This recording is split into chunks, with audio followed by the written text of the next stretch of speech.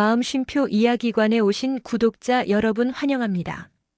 오늘은 불륜 사실을 숨기고 제주도로 도망친 남편에게 내가 선택한 복수는 내 연녀의 남편을 만난 이야기를 해드릴까 합니다. 남편은 아무 일 없다는 얼굴로 캐리어를 끌고 현관을 나섰습니다. 출장이라고 했습니다. 제주도라고 했습니다. 회의가 많을 거라며 연락이 잘 안 될 수도 있다고 덧붙였습니다. 그 말투는 너무 자연스러워서 그 순간까지도 저는 제 결혼이 무너지고 있다는 걸 인정하지 않으려 했습니다. 문이 닫히는 소리가 집안에 울렸습니다. 철컥, 그 소리가 유난히 크게 들렸습니다. 엘리베이터가 내려가는 소리까지 확인한 뒤에야 저는 천천히 거실 한가운데에 섰습니다. 집은 이상할 정도로 조용했고 그 조용함이 오히려 불길하게 느껴졌습니다. 평소라면 바로 설거지를 하거나 청소기를 돌리거나 아무 생각 없이 TV를 켰을 겁니다. 하지만 그날은 그러지 않았습니다. 왠지 모르게 정말 이유 없이 지금 확인해야 한다는 생각이 머릿속을 떠나지 않았습니다. 남편이 두고 간 태블릿이 식탁 위에 놓여 있었습니다. 출장 가방에 넣는 걸 깜빡한 모양이었습니다. 비밀번호는 이미 알고 있었습니다. 결혼 생활 동안 그 사람은 저를 의심하지 않아도 되는 존재라고 믿고 있었으니까요. 화면이 켜지는 순간 저는 괜히 심장이 빨리 뛰는 걸 느꼈습니다. 아직 아무것도 보지 않았는데도 말입니다. 메일함을 열었습니다. 업무 메일 사이사이에 지워진 흔적들이 눈에 들어왔습니다. 삭제된 메일, 복구 가능한 기록들. 손가락이 떨렸지만 멈추지는 않았습니다. 그 다음은 메신저였습니다. 대화 목록은 깔끔했습니다. 너무 깔끔해서 오히려 이상했습니다. 최근 대화가 거의 없다는 게 말이 안 됐습니다. 출장을 앞두고 누군가와 아무 연락도 하지 않았다는 건 남편답지 않았기 때문입니다. 백업 폴더를 열었습니다. 그리고 그 순간 마치 기다렸다는 듯 지워지지 않은 메시지들이 한꺼번에 쏟아져 나왔습니다. 공항에서 봐. 이번엔 진짜 오래같이 있을 수 있겠다. 와이프한텐 출장이라고 말했어. 그 문장을 읽는데 오래 걸리지 않았습니다. 하지만 이해하는 데는 몇 초가 더 필요했습니다. 그 몇 초 동안 제 머릿속에서는 수많은 장면들이 겹쳐 지나갔습니다.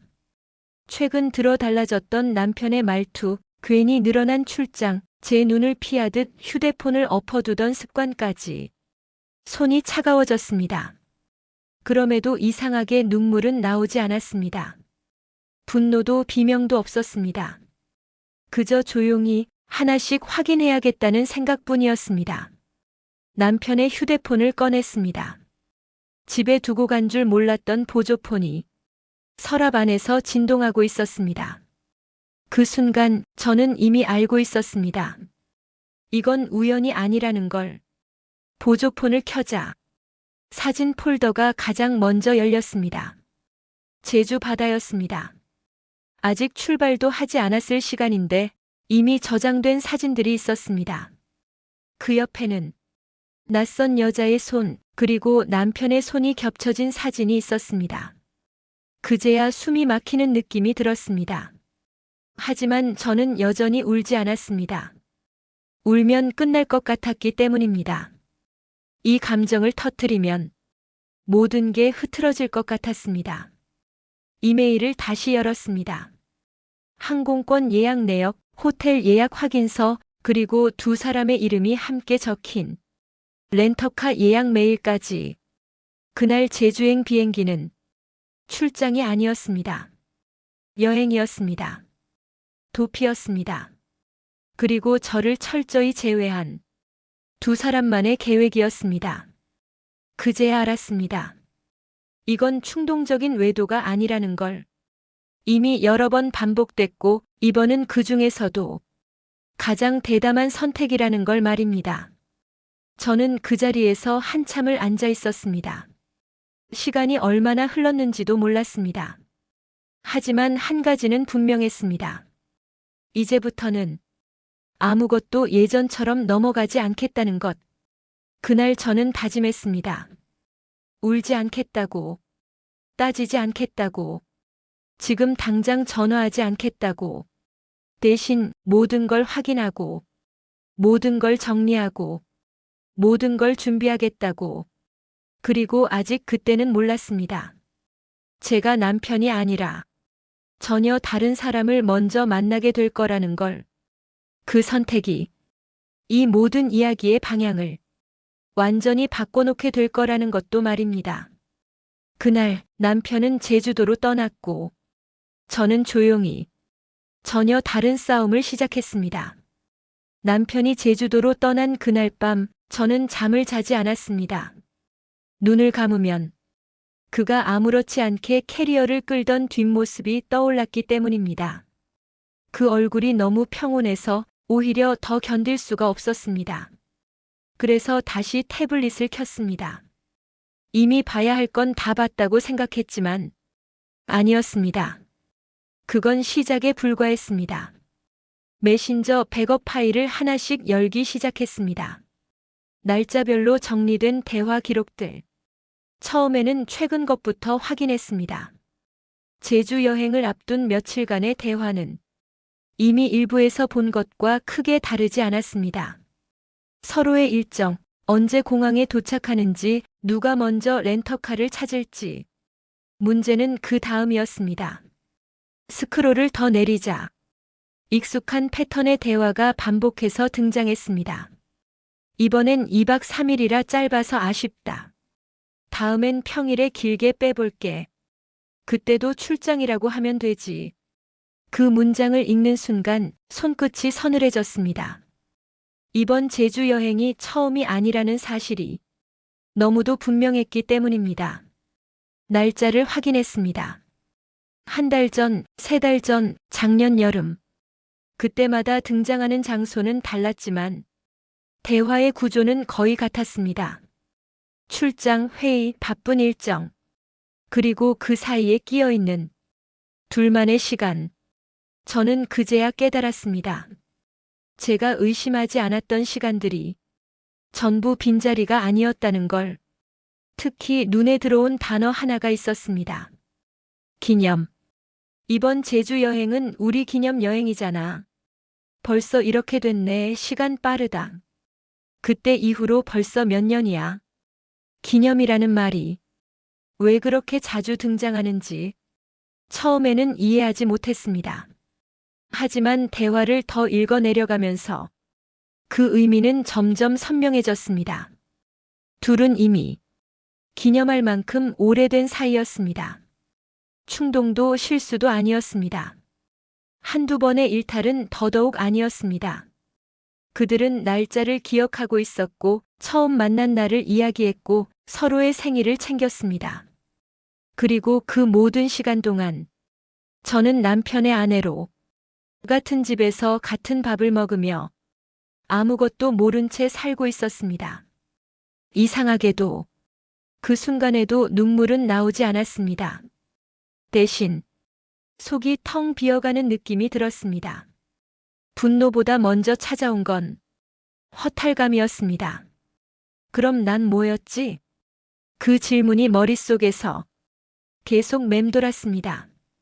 저는 결혼 생활을 하고 있다고 믿었지만 남편에게 저는 하나의 일상이었을 뿐이었습니다. 그리고 그 일상은 얼마든지 거짓말로 덮을 수 있는 배경에 불과했던 겁니다. 대화를 더 확인하던 중 결정적인 문장을 발견했습니다. 이번엔 아내한테도 진짜 미안한 감정은 안 들어.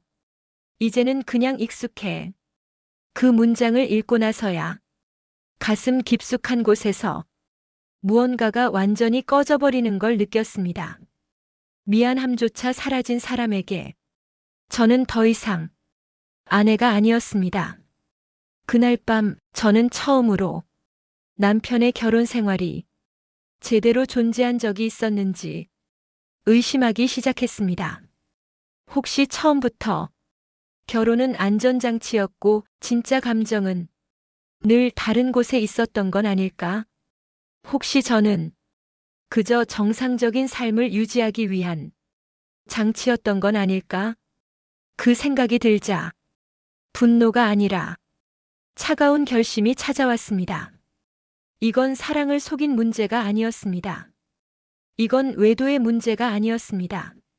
남편은 결혼 그 자체를 거짓으로 만들고 있었습니다. 저는 그제야 이해했습니다. 왜 그렇게 자연스럽게 거짓말을 했는지, 왜 눈 하나 깜빡이지 않고 제주도로 떠날 수 있었는지, 이미 오래전부터 익숙해져 있었기 때문입니다. 거짓말에, 이중생활에, 그리고 저를 속이는 일에 그 순간 저는 남편에게 따질 생각을 완전히 접었습니다. 이 사람은 설명으로 바뀔 사람이 아니었습니다. 대신 머릿속에 전혀 다른 생각이 떠올랐습니다. 이 관계가 이렇게 오래 유지됐다면 그 여자 역시 혼자가 아닐 가능성이 높다는 생각이었습니다. 그리고 곧바로 그 여자의 SNS를 다시 열었습니다. 이전에는 대충 훑고 지나쳤던 사진들이 이제는 전혀 다르게 보였습니다. 아이 손을 잡고 웃고 있는 사진, 가족 외식 사진, 그리고 사진 속에서 늘 빠지지 않고 등장하는 한 남자. 그 남자의 얼굴을 보는 순간 이야기는 완전히 다른 방향으로 흐르기 시작했습니다. 그날 저는 확신했습니다. 이 불륜에는 저 말고도 속고 있는 사람이 하나 더 있다는 걸, 그리고 그 사람을 언젠가, 아니 아주 곧 직접 만나게 될 거라는 것도 말입니다. 저는 처음으로 남편이 아닌 다른 사람의 이름을 검색창에 입력했습니다. 그 선택이 이 모든 이야기의 진짜 시작이 될 줄은 그때는 아직 몰랐습니다. 내 연녀가 처음이 아니라는 사실을 확인한 그날 이후 저는 더 이상 감정에 휘둘리지 않기로 했습니다. 울어버리면 이 모든 게 상처받은 아내의 감정 문제로 축소될 것 같았기 때문입니다. 그리고 그건 제가 원하는 결말이 아니었습니다. 이상하게도 눈물은 쉽게 나오지 않았습니다. 대신 머릿속이 지나치게 또렷해졌습니다. 무언가를 잃어버린 사람의 정신이 아니라 이제부터 무엇을 해야 할지 정확히 아는 사람의 정신 상태에 가까웠습니다. 저는 먼저 집안의 모든 전자기기를 한 곳에 모았습니다. 태블릿, 노트북, 그리고 남편이 집에 두고 간 보조폰, 충전기를 연결하고 하나씩 켜놓은 뒤 시간 순서대로 확인하기 시작했습니다. 가장 먼저 정리한 건 통화 기록이었습니다. 주 통화 목록은 깔끔했지만 보조폰은 달랐습니다. 삭제된 기록들이 비슷한 시간대에 반복되어 있었습니다. 출장이라고 말했던 날들, 야근이라고 했던 밤들, 제가 혼자 저녁을 먹었던 시간들이 하나같이 겹쳐 있었습니다. 저는 날짜를 적기 시작했습니다. 메모장에 월 1 야근, 월 1 지방 출장 이라고 적혀 있던 날 옆에 실제 통화 기록과 메시지 시간을 나란히 적어 내려갔습니다. 처음에는 손이 조금 떨렸지만 몇 줄을 넘기고 나자 그 떨림도 사라졌습니다. 이건 감정을 정리하는 작업이 아니라 사실을 정리하는 작업이라는 걸 몸이 먼저 알아차린 것 같았습니다. 그 다음은 계좌였습니다. 공동 계좌, 남편 개인 계좌, 그리고 카드 사용 내역. 저는 엑셀 파일을 하나 만들어 모든 지출을 날짜별로 입력했습니다. 항공권, 호텔, 렌터카, 그리고 제주에서 사용된 식당과 카페 이름들. 특히 눈에 띈 건 늘 비슷한 금액의 현금 인출이었습니다. 출장 전날이나 출장 중간에 반복되는 패턴. 그 돈이 어디로 갔는지는 굳이 설명이 필요 없었습니다. 제가 몰랐던 건 돈이 아니라 습관이었습니다. 그는 너무 오랫동안 같은 방식으로 거짓말을 해왔고, 그래서 흔적을 지우는데 익숙해져 있었던 겁니다. 하지만 완벽한 사람은 없었습니다. 늘 어딘가에는 남겨진 흔적이 있었습니다. 여행 경비를 정리하면서 저는 처음으로 이번 제주 여행이 얼마나 대담한 선택이었는지를 실감했습니다. 이전 여행들과 달리 비용이 훨씬 컸고 체류 기간도 길었습니다. 그건 단순한 만남이 아니라 미래를 시험해보는 여행처럼 보였습니다. 그 사실을 깨닫는 순간 가슴이 철렁 내려앉았지만 저는 여전히 울지 않았습니다. 지금 울기 시작하면 이 사람들의 계산이 성공하는 것 같았기 때문입니다. 저는 녹음 파일도 정리했습니다. 과거에 아무 생각 없이 저장해 두었던 통화 녹음들, 그 중에는 출장 중이라며 제주 바다 소리가 희미하게 들리던 통화도 있었습니다. 그때는 그냥 바다 근처에서 회의하나 보다라고 대수롭지 않게 넘겼던 기억이 났습니다. 이제 와서 다시 들으니 그 통화는 완벽한 증거였습니다. 말의 톤, 주변 소리, 그리고 지나치게 짧았던 대화. 회의 들어가야 해서 끊을게. 그 말 뒤에 여자의 웃음소리가 아주 희미하게 섞여 있었습니다. 저는 그 파일에 별표를 하나 붙였습니다. 중요 표시였습니다. 그날부터 제 하루는 이상하게도 규칙적으로 흘러갔습니다. 아침에는 평소처럼 출근했고 회사에서는 아무 일 없는 사람처럼 일을 처리했습니다. 동료들 누구도 제가 이런 시간을 보내고 있다는 걸 눈치채지 못했습니다. 그리고 밤이 되면 다시 정리했습니다. 증거를, 날짜를, 거짓말의 패턴을. 저는 그 과정에서 하나의 확신을 가지게 되었습니다. 이 싸움은 소리치는 사람이 이기는 싸움이 아니라 남는 사람이 이기는 싸움이라는 확신이었습니다. 남편에게 전화를 걸 생각도 메시지를 보낼 생각도 하지 않았습니다. 지금 그가 어떤 말을 하든 그건 또 다른 거짓말일 뿐이라는 걸 이미 알고 있었기 때문입니다. 대신 머릿속에는 자꾸만 한 얼굴이 떠올랐습니다. 그 사진 속 남자, 내 연녀의 남편이었습니다. 그 사람은 지금도 아무것도 모른 채 평범한 일상을 살고 있을 겁니다.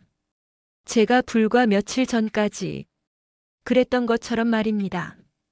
그 생각이 들자 이 모든 증거들이 비로소 하나의 방향을 가지기 시작했습니다. 이 자료들은 남편을 설득하기 위한 게 아니라 진실을 보여주기 위한 것이라는 방향이었습니다. 그날 밤 저는 마지막으로 모든 파일을 외장 하드에 백업했습니다. 혹시 모를 상황을 대비해서 클라우드에도 저장했습니다. 그리고 처음으로 검색창에 한 사람의 이름을 입력했습니다. 내 연녀의 남편. 그 이름을 누르는 순간 저는 알고 있었습니다. 이제부터는 혼자 싸우는 싸움이 아니게 될 거라는 걸. 울지 않았습니다. 대신 준비했습니다. 그리고 그 준비가 곧 누군가의 인생을 완전히 흔들어 놓게 될 거라는 것도 어렴풋이 느끼고 있었습니다. 내 연녀의 남편 이름을 검색창에 입력한 뒤에도 저는 바로 연락하지 않았습니다. 아직은 아니었습니다. 준비는 충분했지만 확신이 하나 더 필요했습니다. 이 여자가 어떤 사람인지, 그리고 이 불륜이 얼마나 많은 사람을 속이고 있었는지 직접 확인하고 싶었습니다. 그래서 다시 그 여자의 SNS를 열었습니다. 처음 볼 때는 그저 대충 훑고 지나쳤던 계정이었습니다. 하지만 이제는 하나도 놓치지 않겠다는 마음으로 처음 게시물부터 천천히 내려가기 시작했습니다. 사진들은 너무도 평범했습니다. 아이의 돌잔치, 유치원 발표회, 가족여행 사진, 그 흔한 일상 기록들 속에서 저는 이상한 감정을 느꼈습니다. 분노보다 먼저 든 건 묘한 위화감이었습니다. 사진 속 그녀는 늘 웃고 있었습니다. 아이를 안고 웃고 남편 옆에서 웃고 가족이라는 해시태그를 달고 웃고 있었습니다. 그리고 그 웃음 하나하나가 너무도 자연스러워 보여서 오히려 숨이 막혔습니다. 스크롤을 더 내리던 중 눈에 익은 날짜 하나가 보였습니다. 작년 여름 제가 남편과 크게 다퉜던 바로 그 주말이었습니다. 남편은 그때도 출장이라고 했습니다. 지방에서 회의가 있다며 하룻밤을 비운다고 했던 날이었습니다. 그 날짜에 올라온 사진은 가족 여행 사진이었습니다. 바다를 배경으로 아이를 안고 있는 그 여자, 그리고 그 옆에 서 있는 한 남자. 그 남자의 얼굴을 보는 순간 저는 숨을 멈췄습니다. 사진 속 풍경이 너무도 익숙했기 때문입니다. 그 바다는 남편의 휴대폰 속에서 보았던 제주 바다와 닮아 있었습니다. 게시물 설명에는 짧은 문장이 적혀 있었습니다. 가족이 최고예요. 그리고 그 아래 수십 개의 좋아요 중 익숙한 이름 하나가 눈에 들어왔습니다. 제 남편의 계정이었습니다. 하트를 누른 날짜를 확인했습니다. 그날은 남편이 저에게 회의가 길어져서 오늘은 늦을 것 같다고 메시지를 보냈던 바로 그날이었습니다. 그 메시지를 받고 혼자 저녁을 먹으며 괜히 미안한 마음까지 들었던 기억이 갑자기 떠올랐습니다. 그 순간 무언가가 제 안에서 뚝 끊어졌습니다. 이건 단순한 불륜이 아니었습니다. 이건 서로의 가정을 존중하지 않은 정도가 아니라 서로의 가정을 조롱하고 있었던 겁니다. 가족 사진 아래에 하트를 누르면서도 아무런 거리낌이 없었다는 사실이 저를 완전히 깨트려 놓았습니다. 저는 그 게시물 아래 달린 댓글까지 하나하나 읽었습니다. 행복해 보여요. 보기만 해도 흐뭇하네요. 그 말들 사이에서 저는 혼자 진실을 알고 있는 사람이었습니다. 이상하게도 그 순간에도 눈물은 나오지 않았습니다. 대신 아주 차분한 분노가 가슴 깊은 곳에서 천천히 올라왔습니다. 그 여자는 두 얼굴을 살고 있었습니다. 가족을 사랑하는 아내이자 엄마, 그리고 남의 결혼을 망가뜨리는 사람, 그리고 그 두 얼굴을 아무렇지 않게 오가고 있다는 사실이 저를 결심하게 만들었습니다. 이 싸움은 제가 혼자 감당해야 할 일이 아니었습니다. 저만 속고 있었던 게 아니라 저 사진 속 남자 역시 같은 거짓말 속에 살고 있었기 때문입니다. 그 남자는 아무것도 모른 채 아이의 손을 잡고 카메라를 바라보고 있었습니다. 그 모습이 며칠 전에 제 모습과 겹쳐 보였습니다. 그때 처음으로 명확한 생각이 들었습니다. 이 진실은 숨길수록 저들만 편해진다는 생각이었습니다. 그리고 진실을 알 권리는 저 혼자만 가진 게 아니라는 생각도 들었습니다. 저는 SNS 화면을 닫고 잠시 아무것도 하지 않은 채 의자에 앉아 있었습니다. 집안은 여전히 조용했고 그 조용함 속에서 제 결심은 점점 더 단단해졌습니다. 그날 밤 저는 노트 하나를 꺼내 이름을 2개 적었습니다. 제 남편, 그리고 내연녀의 남편, 그리고 그 아래에 한 줄을 적었습니다. 이 싸움은 혼자 하지 않는다. 그 문장을 적는 순간 이야기의 방향이 완전히 바뀌고 있다는 걸 스스로도 느낄 수 있었습니다.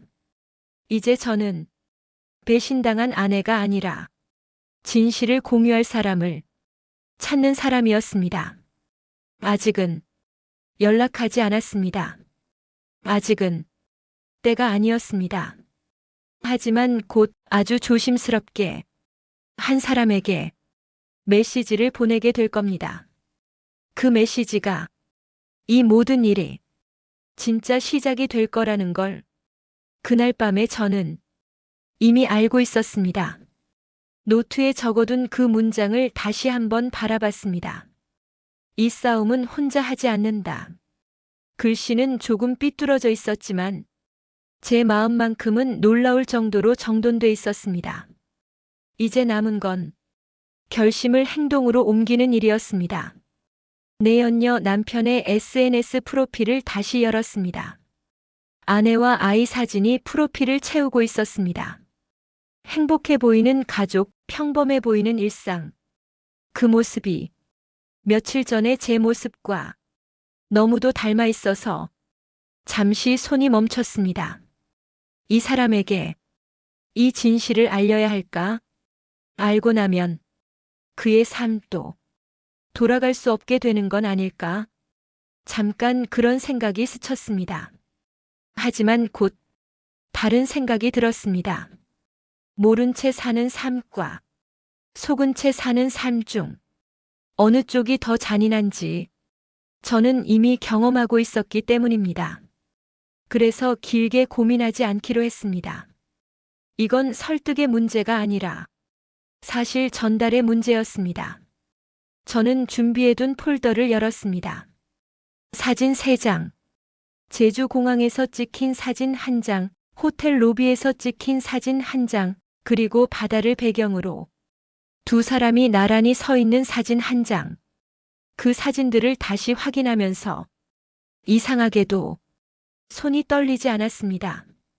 마치 오래전부터 이 순간을 준비해온 사람처럼 차분했습니다.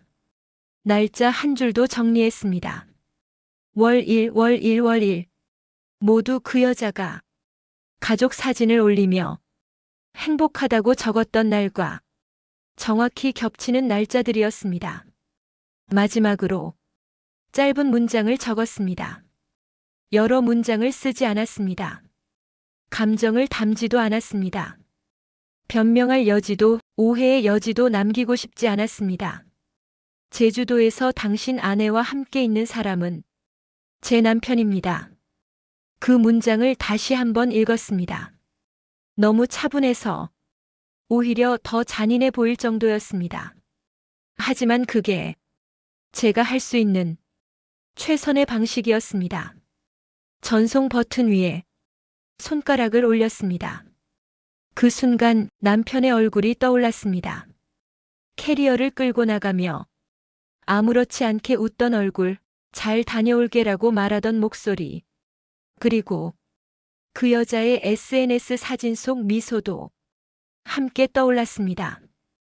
가족이라는 말 아래에서 너무도 자연스럽게 웃고 있던 얼굴, 그 모든 장면들이 한꺼번에 스쳐 지나갔습니다.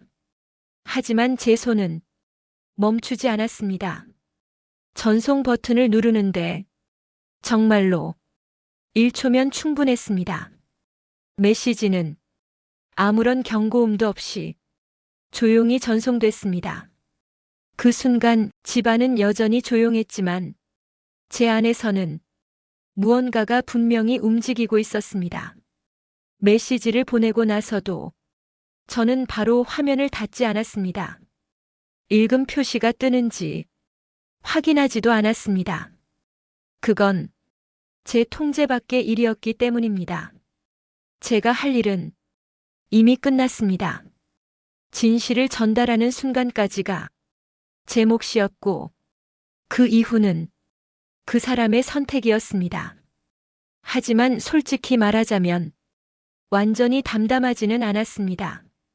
가슴 한쪽이 묘하게 조여오는 느낌이 들었고 숨을 한 번 크게 쉬어야 했습니다. 그건 두려움이라기보다는 되돌릴 수 없는 강을 건넜다는 감각에 가까웠습니다. 그날 밤 남편에게서 메시지가 왔습니다. 도착했어. 좀 피곤하다. 아무 일도 모른 채 보내온 그 문장을 보며 저는 잠시 웃음이 나왔습니다. 아직은 아무것도 변하지 않은 것처럼 보였기 때문입니다. 하지만 저는 알고 있었습니다. 이미 한 사람의 세계에는 금이 가기 시작했다는 걸. 잠시 후 휴대폰이 진동했습니다. 낯선 번호였습니다. 저는 바로 받지 않았습니다. 그 번호를 한참 바라보다가 심호흡을 한번 하고 천천히 통화 버튼을 눌렀습니다. 전화기 너머에서 잠긴 목소리가 들려왔습니다. 혹시 메시지 보내신 분 맞습니까? 그 한 문장으로 저는 확신했습니다. 그가 이미 사진을 봤다는 걸, 그리고 이 진실이 그의 일상을 정확히 관통했다는 걸 말입니다. 하지만 저는 아직 아무것도 말하지 않았습니다. 이 대화는 지금 시작할 이야기가 아니었기 때문입니다. 지금은 서로의 존재를 확인하는 단계일 뿐이었습니다. 네, 맞습니다. 그렇게만 대답했습니다. 잠시 침묵이 흘렀습니다. 그 침묵 속에는 수많은 질문과 무너지는 소리들이 겹쳐져 있었습니다. 그날 밤 제주도에서는 아무 일도 일어나지 않았을 겁니다. 적어도 그들은 그렇게 믿고 있었을 겁니다. 하지만 육지에서는 이미 되돌릴 수 없는 선택이 끝나 있었습니다. 그리고 저는 알았습니다.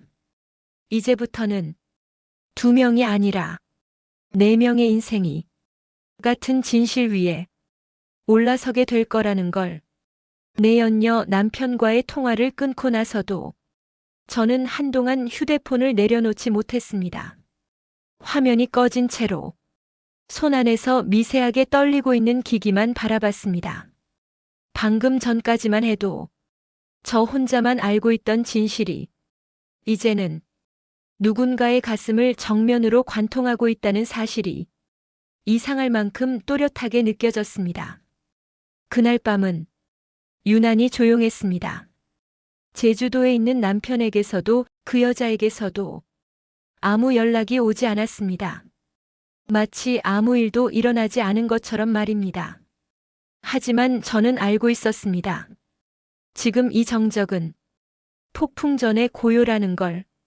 자정이 조금 넘었을 무렵 남편의 휴대폰 위치가 잠시 멈췄다가 다시 움직이기 시작했습니다.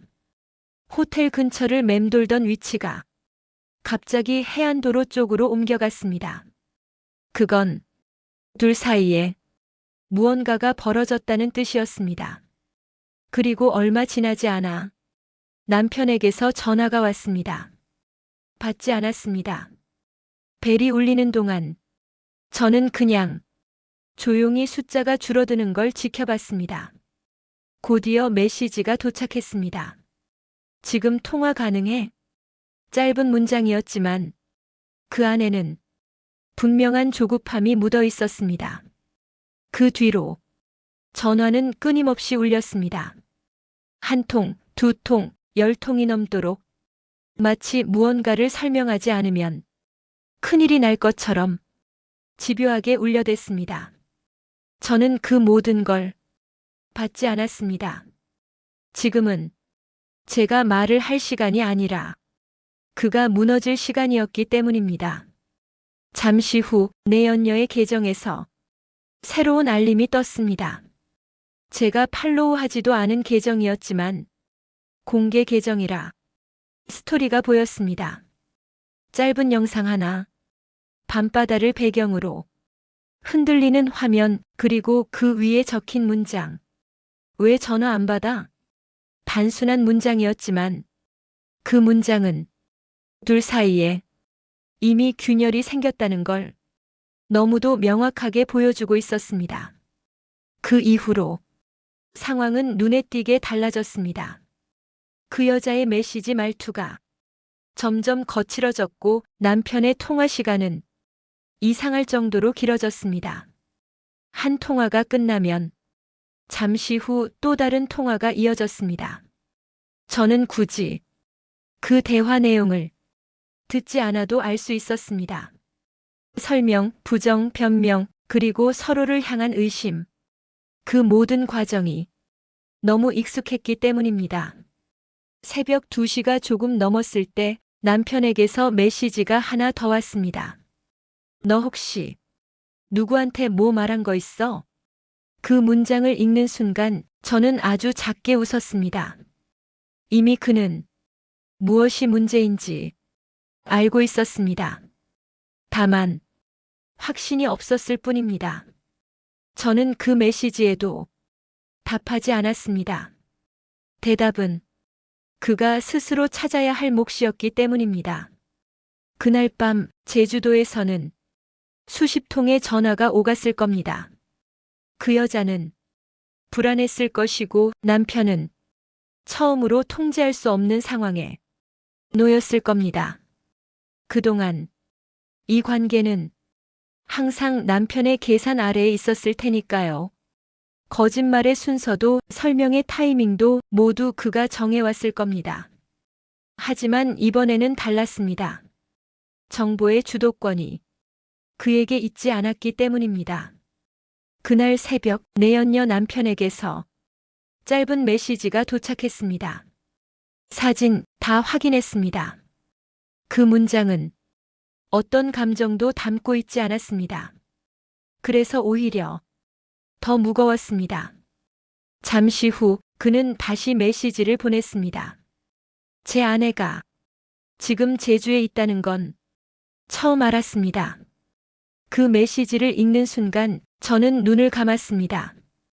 그의 충격이 문장 사이로 너무 선명하게 전해졌기 때문입니다.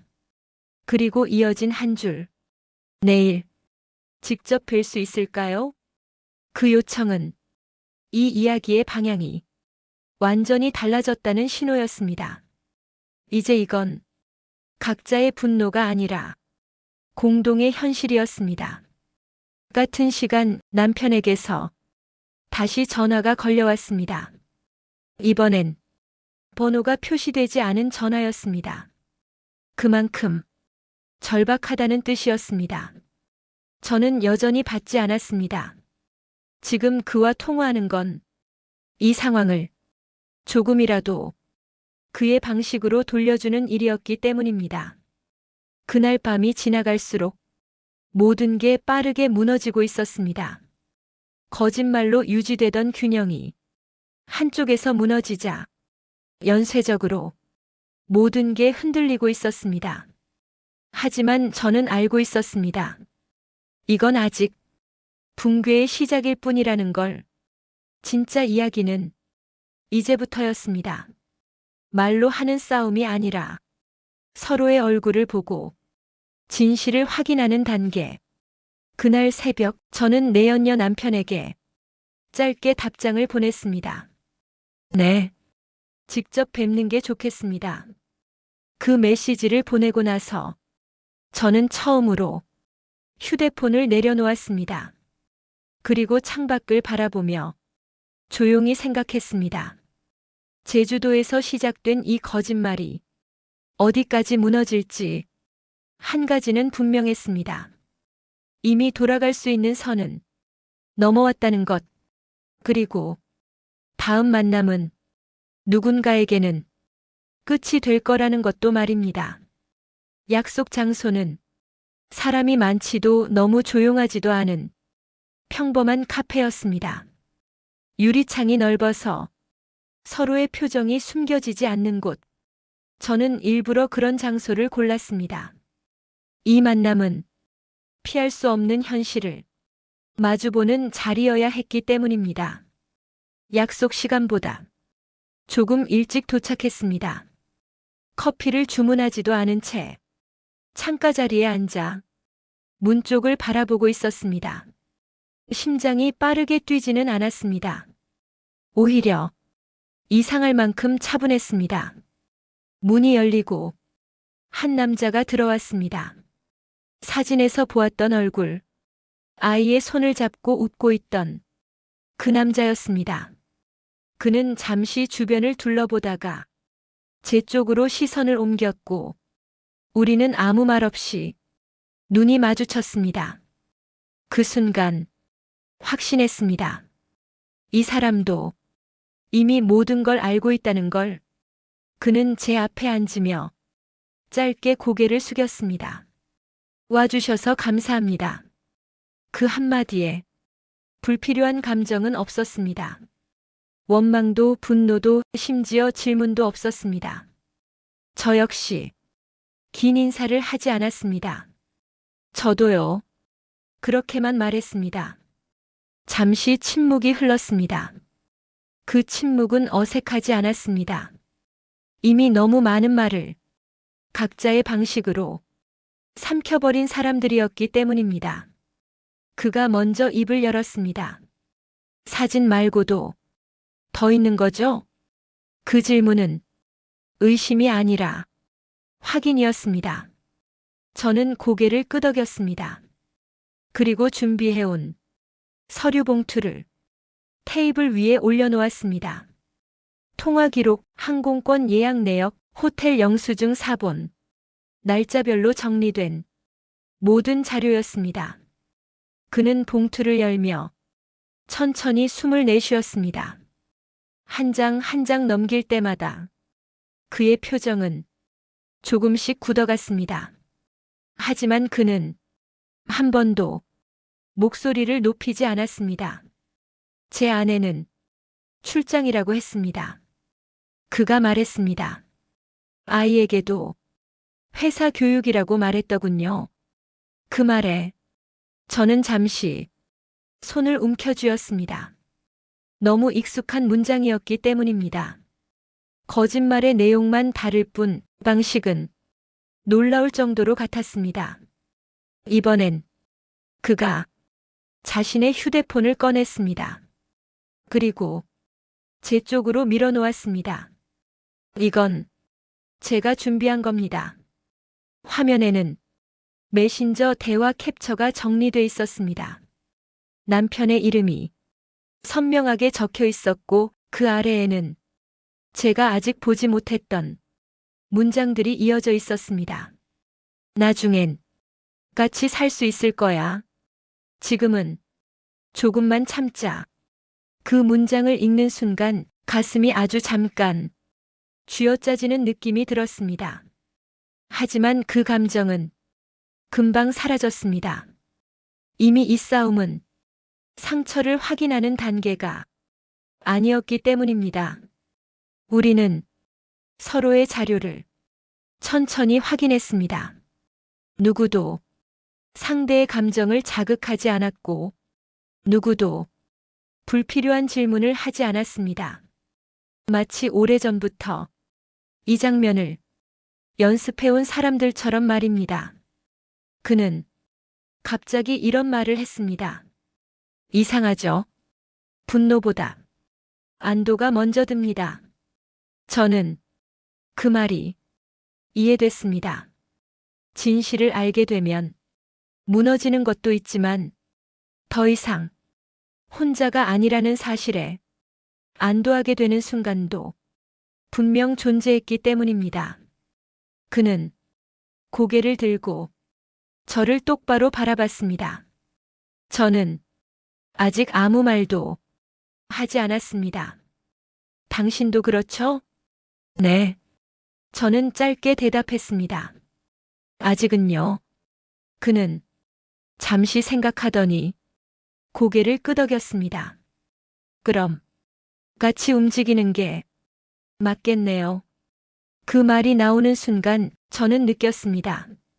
주도권이 완전히 넘어왔다는 걸. 지금까지 이 관계를 움직여온 건 거짓말을 한 사람들이었습니다. 언제 떠날지, 무슨 말을 할지, 어떤 표정을 지을지까지 모두 그들이 정해왔습니다. 하지만 이제는 달랐습니다. 우리는 이미 모든 패를 손에 쥐고 있었고 그들은 아무것도 모른 채 제주도에 있었습니다. 우리는 서로 눈을 마주보며 아무 말 없이 고개를 끄덕였습니다. 그 작은 동작 하나로 모든 합의는 끝난 셈이었습니다. 카페를 나서기 전 그가 마지막으로 말했습니다. 이건 복수입니까? 저는 잠시 생각하다가 대답했습니다. 아니요, 정산입니다.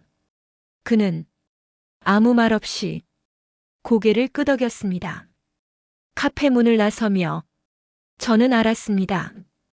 이제 이 싸움은 감정의 문제가 아니라 타이밍의 문제가 되었다는 걸. 그리고 제주도에서 돌아오는 날 모든 게 동시에 터지게 될 거라는 것도 이미 계산 속에 들어가 있었습니다. 그날 두 피해자는 같은 테이블에 앉았습니다. 그리고 그 자리에서 조용히 판을 뒤집었습니다. 카페를 나와 각자의 방향으로 흩어졌지만 그날 이후 우리는 보이지 않는 하나의 팀이었습니다. 자주 연락하지도 않았고 감정을 나누지도 않았습니다. 대신 필요한 정보만 정확한 시간에 정확한 방식으로 주고받았습니다. 가장 먼저 확인한 건 돌아오는 날짜였습니다. 제주에서 서울로 돌아오는 비행편. 남편은 일요일 저녁 비행기를 선택해 두었습니다. 월요일 아침 아무 일도 없었다는 듯 회사에 출근하기 가장 좋은 시간. 늘 그랬듯 문제는 완벽하게 정리됐다고 믿고 있을 타이밍이었습니다. 내연녀 역시 마찬가지였습니다. 아이의 등교 일정, 월요일 오전에 잡힌 학부모 상담, 그리고 그 주 주말에 예정된 양가 가족 식사 자리. 겉보기엔 아무 균열도 없어 보이는 완벽한 일상으로 돌아갈 준비를 이미 끝낸 상태였습니다. 우리는 그 완벽한 복귀를 깨트리지 않기로 했습니다. 공항에서, 비행기 안에서, 혹은 짐을 찾는 순간에 아무 일도 일어나지 않게 했습니다. 의심은 최대한 늦게, 충격은 가장 깊게 가야 했기 때문입니다. 그는 회사 일정을 정리했습니다. 남편과 내연녀가 각각 소속된 회사의 내부 규정, 윤리 조항, 그리고 이전 징계 사례들. 우리는 누구의 감정이 아니라 규정이 움직이게 만들 계획이었습니다. 저는 가족 모임을 준비했습니다. 시댁 식구들이 모두 모이는 자리. 늘 그랬듯 이번엔 다 같이 밥 한 번 먹자는 아주 평범한 이유로 잡힌 자리였습니다. 아무도 그 자리가 마지막으로 평범할 모임이 될 거라고는 생각하지 못한 채 말입니다. 그 사이에도 제주도에서는 아무 일도 모른 채 사진이 올라왔습니다. 바다를 배경으로 웃는 얼굴, 카페 테이블 위에 커피, 그리고 잠시 쉬어가요라는 문장 하나. 그 글을 보는 동안 저는 한 번도 댓글을 남기지 않았습니다. 관심도 질문도 의심도 없는 사람처럼 완벽하게 침묵했습니다. 그 침묵이 덫의 일부였습니다. 우리는 귀국 후 이틀을 기다리기로 했습니다. 월요일은 아무 일도 없게, 화요일 역시 평소와 다르지 않게 그들이 아무 일도 일어나지 않았다고 완전히 안심하는 순간을 기다렸습니다. 그는 내연녀의 통화 패턴을 확인했습니다. 저녁 시간 아이 재운 뒤 늘 같은 시간에 짧아지는 통화. 남편 역시 야근이 잦아지는 요일과 묘하게 겹쳐 있었습니다. 거짓말은 항상 패턴을 남깁니다. 그 패턴은 예외 없이 스스로를 배신합니다. 저는 그동안 아무렇지 않은 얼굴로 남편을 맞이했습니다. 제주도는 어땠냐고 묻지도 않았고 피곤해 보인다는 말도 하지 않았습니다. 저녁을 차리고 빨래를 개고 늘 하던 대화를 늘 하던 톤으로 이어갔습니다. 그가 완전히 일상으로 돌아왔다고 믿게 만들기 위해서였습니다. 그리고 그 믿음이 가장 단단해졌을 때 우리는 각자의 자리에 정확히 덫을 설치했습니다. 그는 회사에 익명 제보 메일을 작성했습니다. 감정적인 표현은 단 한 줄도 넣지 않았습니다. 날짜, 시간, 장소, 규정 위반 항목. 누가 봐도 확인만 하면 되는 보고서 형태였습니다. 저는 가족 모임 하루 전날 시어머니에게 아주 짧은 메시지를 보냈습니다. 내일 드릴 말씀이 있습니다. 이유도 설명도 없었습니다. 그 한 문장이 가장 많은 상상을 불러올 거라는 걸 알고 있었기 때문입니다. 모든 준비가 끝난 날 밤 저는 잠을 자지 않았습니다. 불안해서가 아니라 이미 결말을 알고 있었기 때문입니다. 이제 남은 건 우리가 움직이는 게 아니라 그들이 덫 위로 스스로 걸어 들어오는 순간뿐이었습니다. 다음 날 아침 남편은 아무것도 모른 채 출근 준비를 했습니다. 넥타이를 고르고 시계를 차며 오늘은 회의가 많다고 말했습니다. 저는 고개를 끄덕이며 문을 닫아줬습니다. 그 문이 닫히는 소리를 들으며 확신했습니다. 이제 되돌릴 수 있는 길은 완전히 사라졌다는 걸. 우리가 만든 덫은 이미 모든 자리에 정확히 놓여 있었습니다. 그리고 그들이 어디서 어떤 방식으로 무너질지는 이제 시간의 문제일 뿐이었습니다. 진짜 시작은 바로 다음부터였습니다. 그들이 왜 이런 일이 생겼는지 이해하기도 전에 모든 게 한꺼번에 터지게 될 예정이었으니까요. 그날은 의도적으로 아주 평범하게 시작했습니다. 아침 공기는 평소와 같았고 남편은 아무 의심도 없이 집을 나섰습니다. 제가 준비한 건 분노도 눈물도 아니었습니다. 정확한 시간표뿐이었습니다. 시계는 오후 6시를 향해 천천히 움직이고 있었습니다. 시댁 식사 자리는 정확히 6시 반, 내연녀 쪽은 같은 시간 장인과 장모가 함께 있는 저녁 자리였습니다. 우리는 이 시간을 여러 번 맞춰봤고 단 한 번도 어긋나지 않게 계산했습니다. 식당에 도착했을 때 시댁 식구들은 이미 자리에 앉아 있었습니다. 평소와 다름없는 분위기. 시어머니는 음식이 늦다며 종업원을 불렀고 시아버지는 뉴스 이야기를 꺼냈습니다. 남편은 아무 일 없다는 얼굴로 제 옆에 앉았습니다. 그 모습이 이상하리만큼 낯설게 느껴졌습니다. 이 사람이 불과 며칠 전 제주도에서 다른 여자와 같은 침대를 썼다는 사실이 이 공간과 전혀 어울리지 않았기 때문입니다. 음식이 나오고 젓가락이 움직이기 시작했을 때 저는 조용히 가방을 열었습니다. 아무도 제 손을 주에 깊게 보지 않았습니다. 그게 이 덫의 핵심이었습니다. 식사 전에 말씀드릴 게 있습니다. 제가 입을 열자 모든 움직임이 멈췄습니다. 남편이 제 쪽을 봤고 시어머니는 살짝 미간을 찌푸렸습니다. 그 표정은 지금 이 자리에서 라는 의미였습니다. 저는 대답하지 않았습니다. 대신 테이블 위에 서류 봉투를 올려놓았습니다.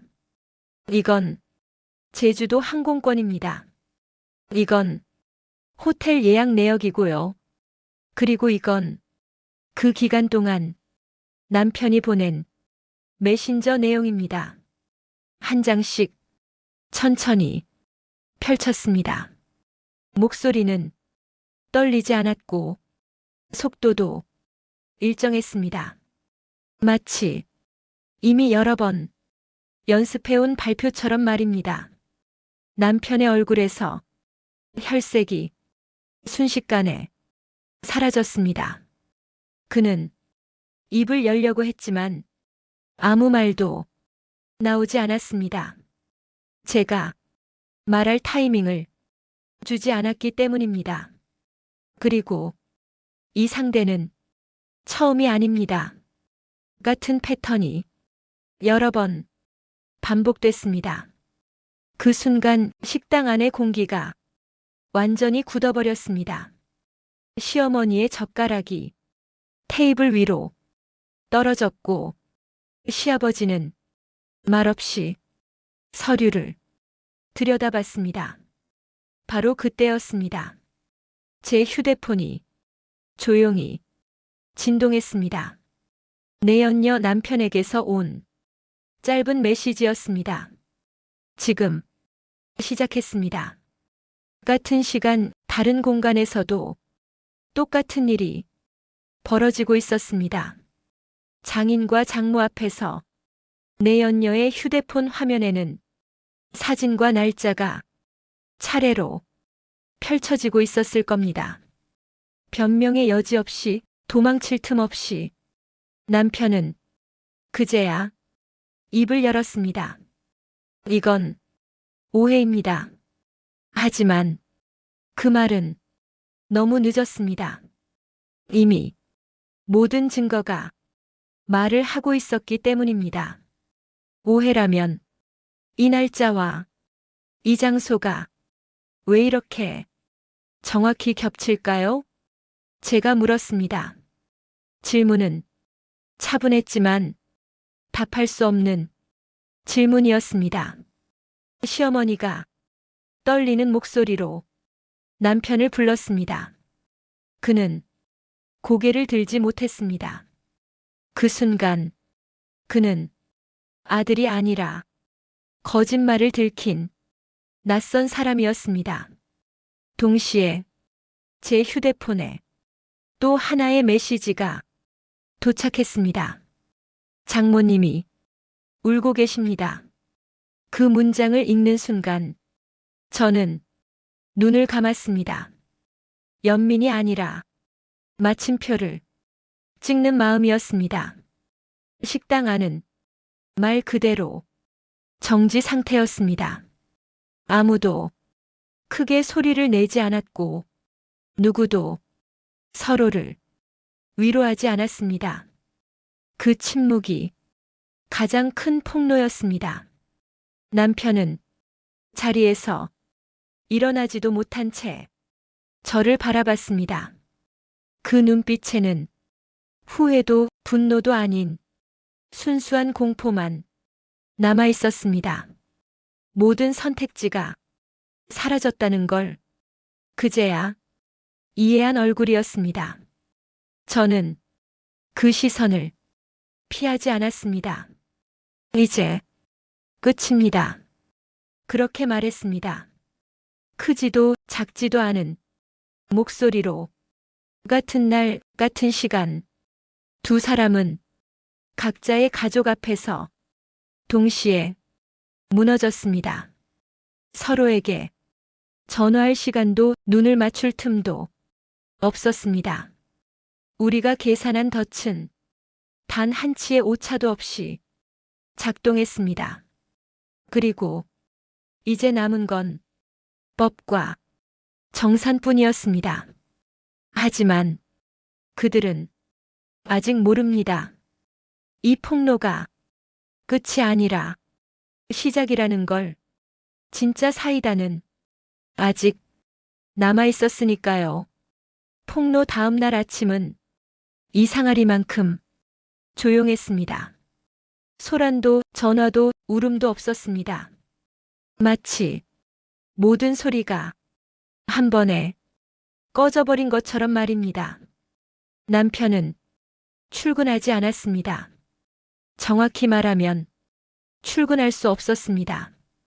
전날 밤 회사 윤리팀에서 공식 연락이 왔기 때문입니다. 사실 확인이 필요하다는 아주 단정한 문장 하나. 그 문장은 그의 커리어를 순식간에 과거형으로 만들어버렸습니다. 그는 거실에 앉아 아무 말도 하지 않았습니다. 휴대폰을 쥔 손은 계속해서 미세하게 떨렸고 화면은 이미 꺼진 지 한참이었습니다. 전화가 더 이상 오지 않는다는 사실이 그를 더 불안하게 만드는 듯 했습니다. 해명할 수 있어. 그가 뜬금없이 말했습니다. 하지만 그 말에는 확신이 없었습니다. 이미 어디에서도 그의 말을 기다리지 않는다는 걸 그 스스로 알고 있었기 때문입니다. 회사에서는 빠르게 움직였습니다. 조사는 길지 않았고 결론은 더욱 빨랐습니다. 업무 시간 외라는 변명은 통하지 않았고 개인적인 관계라는 주장도 규정 앞에서는 힘을 잃었습니다. 그가 쌓아 올렸다고 믿었던 신뢰는 하루 만에 사라졌습니다. 집에서도 마찬가지였습니다. 시댁에서는 더 이상 그를 두둔하지 않았습니다. 전날 식사 자리에서 모든 걸 본 뒤 그들은 아무 말도 하지 않았지만 그 침묵이 이미 판결이었습니다. 아들은 보호의 대상이었지만 남편은 아니었습니다. 내연녀 쪽은 더 처참했습니다. 아이 앞에서 거짓말이 드러났고 장인과 장모 앞에서 변명은 끝내 완성되지 못했습니다. 그녀가 의지하던 가족이라는 울타리는 가장 먼저 그녀를 외면했습니다. 내연녀 남편에게서 마지막 메시지가 왔습니다. 정리 중입니다. 그 문장은 감정도 원망도 없는 보고서 같았습니다. 우리는 더 이상 연락할 필요가 없었습니다. 각자의 싸움은 이미 끝났기 때문입니다. 그리고 저는 이혼 서류를 준비했습니다. 눈물로 작성하지 않았고 망설이지도 않았습니다. 이미 모든 선택은 끝난 상태였습니다. 이건 도망치는 결정이 아니라 정산이었기 때문입니다. 남편은 서류를 보며 한참을 말없이 앉아 있었습니다. 다시 생각해보자는 말도 하지 않았고 미안하다는 말조차 쉽게 꺼내지 못했습니다. 그의 침묵은 후회가 아니라 패배였습니다. 서류에 도장을 찍는 순간 저는 아무것도 잃지 않았다는 걸 깨달았습니다. 이미 잃을 건 그가 모두 가져가 버렸기 때문입니다. 신뢰도, 존중도, 미래도. 그날 이후 저는 더 이상 속은 아내가 아니었습니다. 모든 걸 알고도 선택한 사람이었습니다.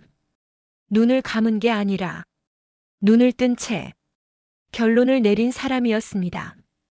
사람들은 이걸 복수라고 부를지도 모릅니다. 하지만 저는 다르게 부릅니다.